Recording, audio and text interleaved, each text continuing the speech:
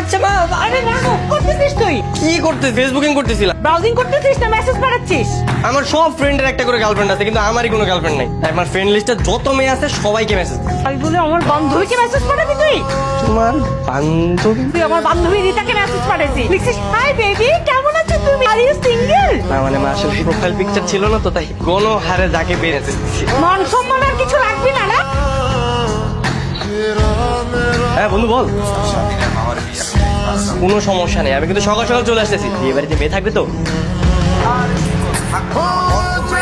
কালকে কিন্তু যেভাবেই হোক একটা মেয়ে পটাই দিতে হবে। সবার গার্লফ্রেন্ড আছে, শুধু আমারই নয়। ঠিক আছে, কালকে দেখা হচ্ছে।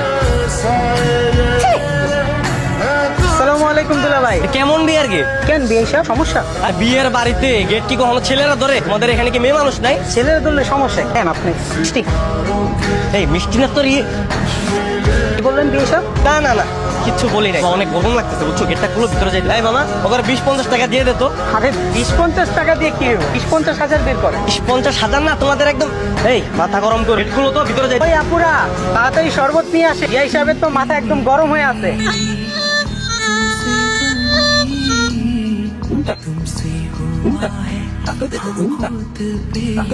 তুমি এখানে? হ্যাঁ আমি।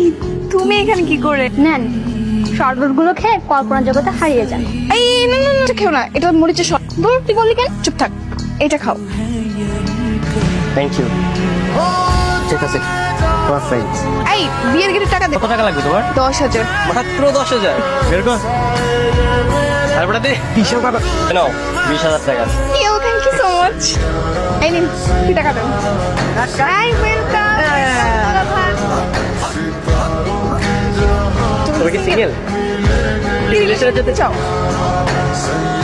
I love you. I love you too. আমার তো বিশ্বাস হচ্ছে না।